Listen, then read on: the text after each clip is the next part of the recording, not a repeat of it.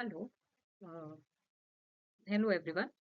So, today my topic for educational research and scientific method will be meaning and nature and scope in educational research and scientific method. As this topic is very heart of how education grows and evolves, educational research transforms teaching methods from a matter of opinion or experience into systematic and evidence-based discipline. It helps educators make informed decisions, develop new teaching strategies, and continuously improve the quality of learning. So let's explore what educational research means, how the scientific method guides us, and why the connection is so essential for effective education.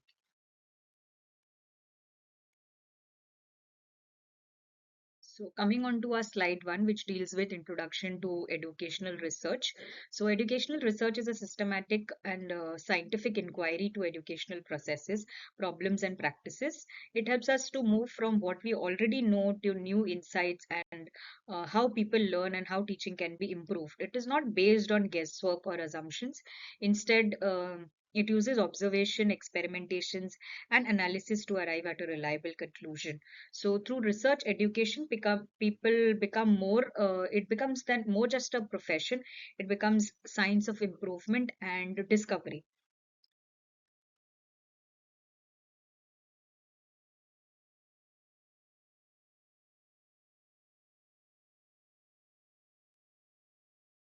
Okay, so what is the significance and impact of educational research?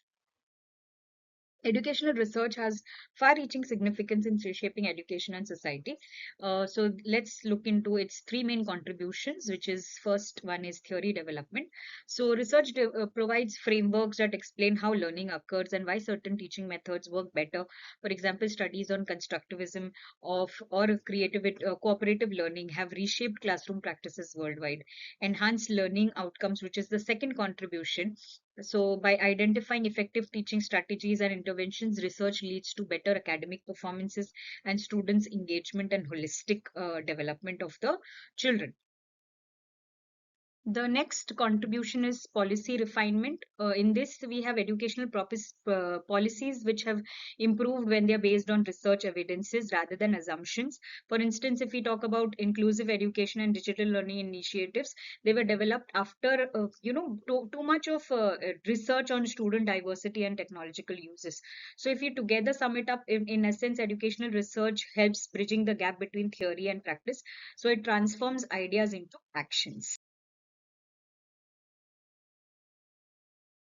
So we come on to the scientific method of educational research and what all it means. So if we talk about educational research, it can be defined as a scientific and organized study of educational problems and processes to gain new insights or verify existing knowledge. It involves the application of scientific principles to issues like teaching methods, learning processes, and curriculum design and school administration. So if we talk about the definitions which are here, the definition which was given by Good in 1972 stated that educational research is a systematic application of scientific method to the study of educational problems. So it's an application based research wherein people use different methods to come up with, to deal with certain educational problems.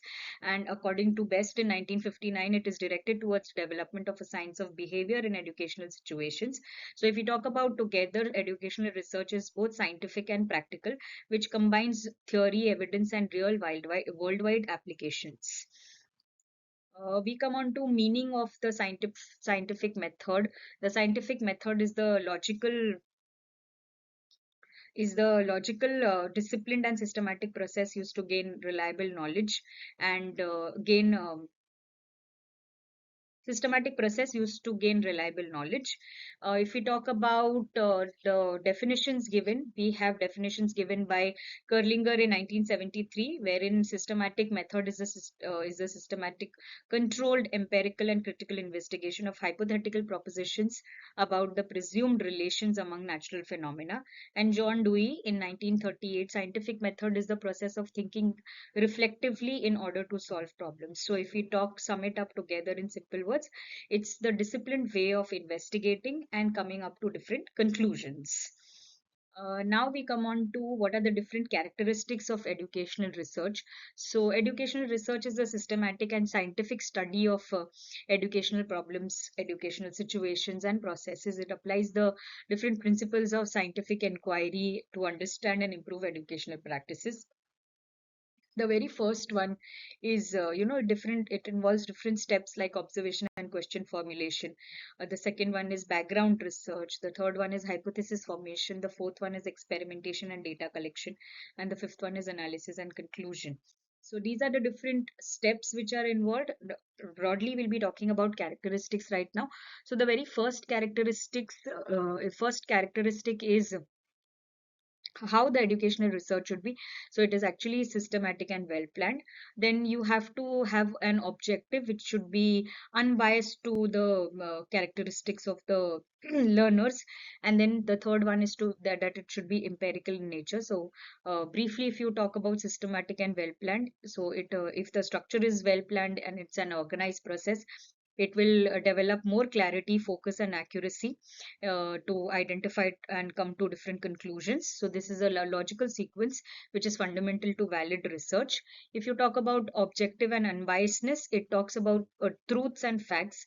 So here you will not be, coming up with personal opinions. You will be avoiding personal opinions and preconceptions. So all observations and interpretations and conclusions must be strictly evidence based and not just by asking the learners. And then we come on to what is empirical in nature. So there would be relies on observation and systematic collection of data, and then coming on to a different final conclusion. The next, we have more characteristics. We have controlled and precise research. So a good educational research is to study controls variables to identify the rise and effect relationship. So by keeping certain conditions constant and changing only one factor at a time, the researcher can accurately determine which variables causes the effects. For example, if you're talking about testing the effectiveness of a teaching method, the researcher must ensure that the student's ability, the syllabus, and the duration of the completion of the task remains same across all the age groups. Then we talk about the research becoming logical and rational. So if you talk about educational research is guided by logical reasoning, every step must be identified and brought to conclusions. Then the last one is replicable and verifiable, wherein you can create a new data out of it or replicate it and it is verifiable. Next, we come on to we can generally put in more discussion on characteristics, which is seeks to generalize findings, interdisciplinary in nature, you can link the ideas to different subjects. And then you have to focus more on the research should be more focusing on problem solving methods. Next is it should also have systematic and ordered approach, and it should have an objectivity.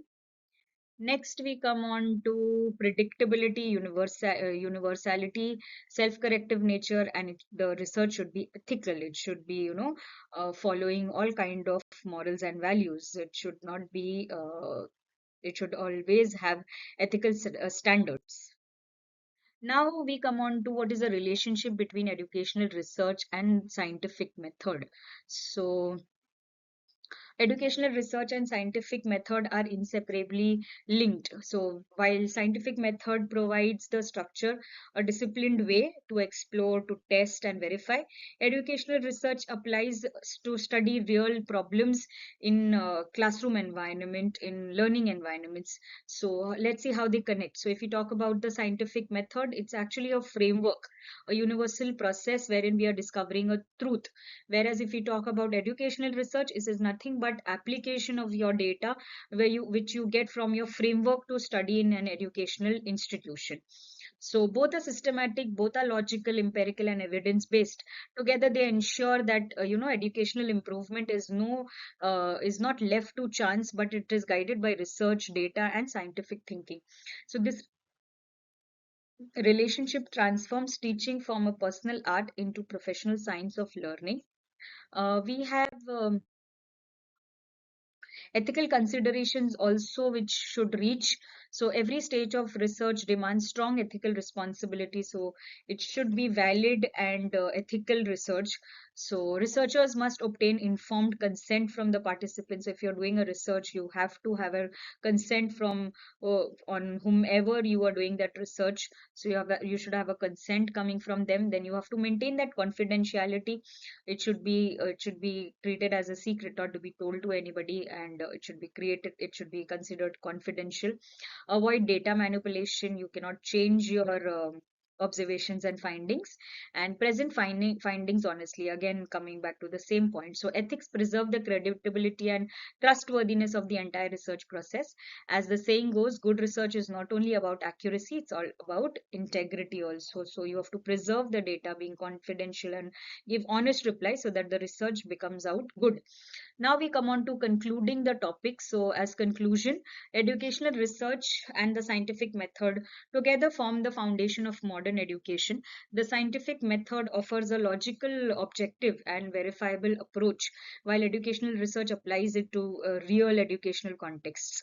So, this integration ensures that teaching and learning evolve continuously, based not on guesswork or traditions, but simply on evidences having definite reasons and inquiry. So, educational research that thus turns teaching into a science of improvement, making education more innovative, equitable for everybody, and effective. So, that was my project on educational research and scientific method. Thank you, teachers.